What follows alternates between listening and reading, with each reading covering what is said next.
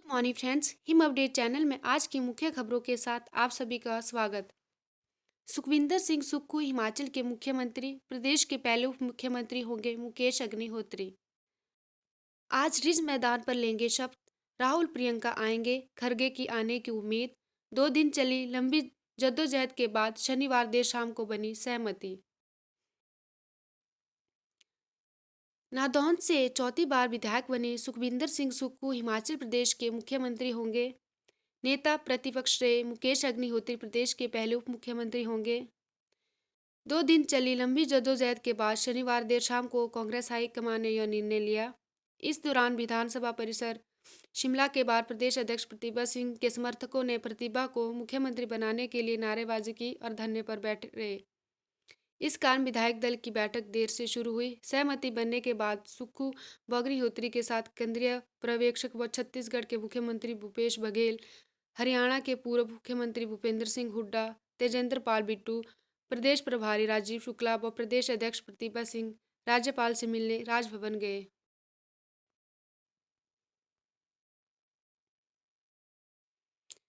जहां पिता चलाते थे गाड़ी, अब वहां से बेटा चलाएगा हिमाचल सरकार। हिमाचल के भावी सीएम सुक्खू के पिता थे प्रदेश सचिवालय में चालक। हिमाचल में जिस सचिवालय में कभी रसील सिंह चालक हुआ करते थे, अब उसी प्रदेश सचिवालय में बैठकर उनका बेटा सुखविंदर सिंह सुक्खू हिमाचल प्रदेश की सत्ता की गाड़ी चलाएगा। सुक्खू के अध्यक्ष बनने से शुरू हुआ था वीरभद्र परिवार से विवाद। विधानसभा चुनाव में स्पष्ट बहुमत मिलने के बावजूद हिमाचल प्रदेश में कांग्रेस को मुख्यमंत्री चेहरा चुनने में काफ़ी मशक्कत करनी पड़ी। जहां तक कि पार्टी का केंद्रीय नेतृत्व बंद कमरों में बैठक करता रहा, तो बाहर नेताओं के समर्थक नारेबाजी करते रहे। पार्टी में एक गुट चुनाव प्रचार समिति के अध्यक्ष सुखविंदर सिंह सुक्खू को मुख्यमंत्री बनाने की मांग कर रहा था, जबकि दूसरा गुट पूर्व मुख्यमंत्री स्वर्गीय वीरभद्र सिंह की पत्नी, लोकसभा सदस्य और पार्टी की प्रदेश अध्यक्ष प्रतिभा सिंह को मुख्यमंत्री बनाने पर अड़ा रहा। पार्टी ने बीच का रास्ता निकालकर सुखविंदर सिंह सुक्खू को मुख्यमंत्री व नेता प्रतिपक्ष रहे मुकेश अग्निहोत्री को उप मुख्यमंत्री बनाने का निर्णय लिया।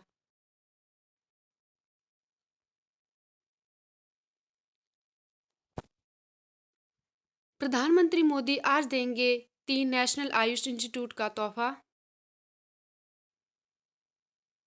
प्रधानमंत्री मोदी रविवार को गोवा में विश्व आयुर्वेद महासम्मेलन के दौरान देश को 3 नेशनल आयुष इंस्टीट्यूट का तोहफा देने जा रहे हैं। गोवा में स्थापित किए जा रहे अखिल भारतीय आयुर्वेद संस्थान के सैटेलाइट परिसर के साथ आयुष मंत्रालय के 2 और राष्ट्रीय आयुष संस्थानों गाजियाबाद स्थित नेशनल इंस्टीट्यूट ऑफ यूनानी मेडिसिन और दिल्ली स्थित नेशनल इंस्टीट्यूट ऑफ होम्योपैथी का वीडियो कॉन्फ्रेंस के माध्यम से एक साथ उद्घाटन करेंगे।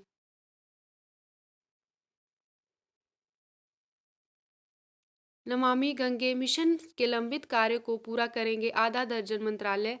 नमामि गंगे मिशन के दूसरे चरण में गंगा की सहायक नदियों पर बसे शहरों व कस्बों में लंबित परियोजनाओं को समय से पूरा किया जाएगा। इसमें 6 केंद्रीय मंत्रालय के साथ राज्य सरकारें भी सहयोग करेगी। आंदोलनकारियों पर रोक, कोर्ट ने लूरी प्रोजेक्ट परिसर से 500 मीटर रखे दूर। प्रदेश हाईकोर्ट ने एसजेवीएनएल की लूरी जल विद्युत परियोजना के परिसर से 500 मीटर की दूरी के भीतर सीटू के अलावा 6 पंचायतों के आंदोलनकारियों के प्रवेश पर रोक लगा दी है। न्यायाधीश त्रिलोक सिंह चौहान, न्यायाधीश वीरेंद्र सिंह की खंडपीठ ने एसजेवीएनएल की याचिका की प्रारंभिक सुनवाई के पश्चात यह आदेश दिए। पुराने पैटर्न से ही मिलेगी फ्री वर्दी। सरकारी स्कूलों में 8 लाख बच्चों को जल्द मिलेगी सौगात। राज्य के सरकारी स्कूल के बच्चों को जल्द ही निःशुल्क वर्दी मिलेगी। 2 साल के लिए वर्दी के लिए खरीद होनी है, लेकिन अब यह भी तय है कि 8 लाख स्कूली बच्चों की वर्दी का रंग नहीं बदलेगा। कारण यह है कि पिछली सरकार ने यह प्रस्ताव तैयार किया था और शिक्षा विभाग ने इसका मसौदा भी बना दिया है, लेकिन इसे बाद में खारिज कर दिया। ऐसे में अब बच्चों को पुराने पैटर्न से ही निःशुल्क वर्दी मिलेगी।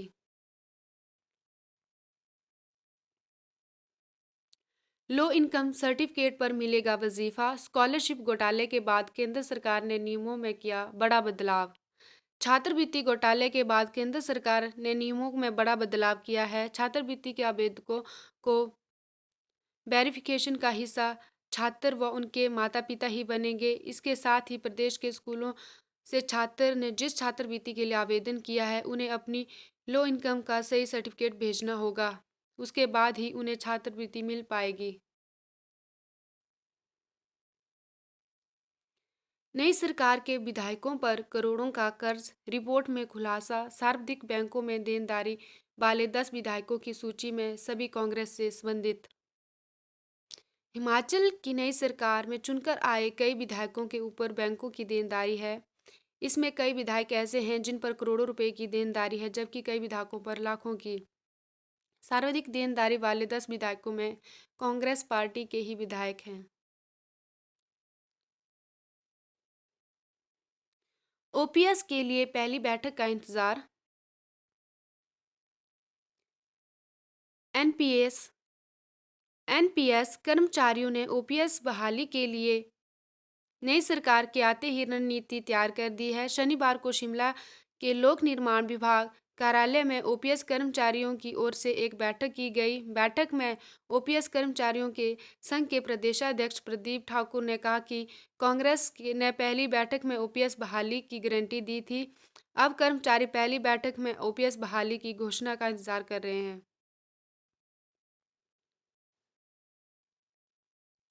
रूस ने तबाह किया बखमुत शहर। यूक्रेनी राष्ट्रपति ज़ेलेंस्की का बड़ा दावा। यूक्रेन सेना भी बोली, कई हिस्सों में दागी मिसाइल, बरसाए रॉकेट। ज़ेलेंस्की ने कहा कि रूसी सेना ने पूर्वी यूक्रेन के बखमुत शहर को नष्ट कर दिया है। यूक्रेनी सेना ने भी शनिवार को बताया कि रूस की ओर से देश के कई हिस्सों में मिसाइल, रॉकेट और हवाई हमले किए गए।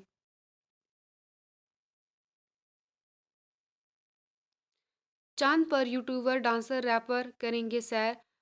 जापानी अरबपति के डियर मून मिशन के लिए 8 कलाकार फाइनल।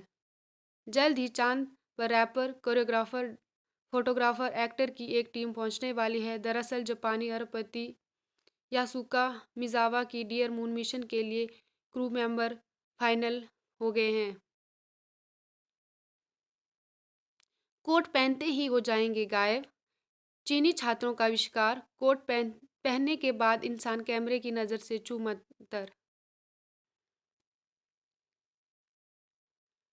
टेक्नोलॉजी की दुनिया में चीनी छात्रों ने एक नया आविष्कार किया है। चीन के कुछ छात्रों ने मिलकर एक यूनिक कोट बनाया है। इस कोट को पहनने के बाद व्यक्ति कैमरे की नज़र से गायब हो जाएगा। चीनी छात्रों की तरफ से एक कम लागत वाले कोट का आविष्कार किया गया, जो स्पष्ट रूप से मानव शरीर की सुरक्षा कैमरों से छिपा सकता है।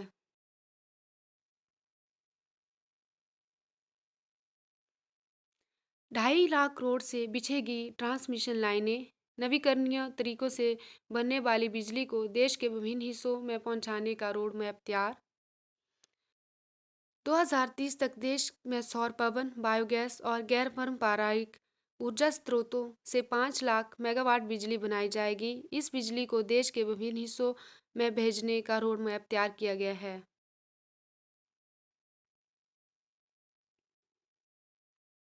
बांग्लादेश में पीएम के इस्तीफे की मांग को लेकर निकली रैली।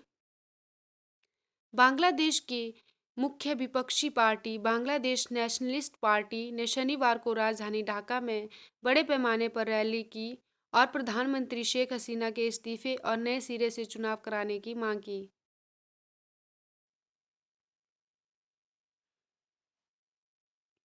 भूपेंद्र पटेल बनेंगे गुजरात के सीएम। भूपेंद्र पटेल दूसरी बार गुजरात के मुख्यमंत्री बनेंगे। गुजरात में शनिवार को भारतीय जनता पार्टी की नवनिर्वाचित विधायकों की प्रदेश मुख्यालय कमलम में हुई बैठक में उन्हें सर्वसम्मति से विधायक दल का नेता चुन लिया है। हिमाचल ने फौज को दिए 17 अफसर। इंडियन मिलिट्री एकेडमी से शनिवार को पास आउट होकर 17 हिमाचलियों संग 314 जेंटलमैन कैडेट सेना में युवा अफसर बन गए हैं। इसके साथ 11 मित्र देशों के 30 विदेशी कैडेट भी पास आउट हुए हैं। उलटफेर का बादशाह मोरक्को क्वार्टर फाइनल में पुर्तगाल का शिकार किया। ग्रुप चरण में विश्व की नंबर 1 दो team Belgium pre quarter final में 2010 की विजेता स्पेन और अब क्वार्टर फाइनल मुकाबले में पुर्तगाल को हराकर मोरक्को ने विश्व कप में एक बड़ा उलटफेर किया है। इसके साथ ही मोरक्को ने विश्व कप के सेमीफाइनल में पहुंचने वाली पहली अफ्रीकी टीम बनकर इतिहास रच दिया है। मोरक्को की टीम विश्व कप में अब तक अपना कोई भी मैच नहीं हारी है।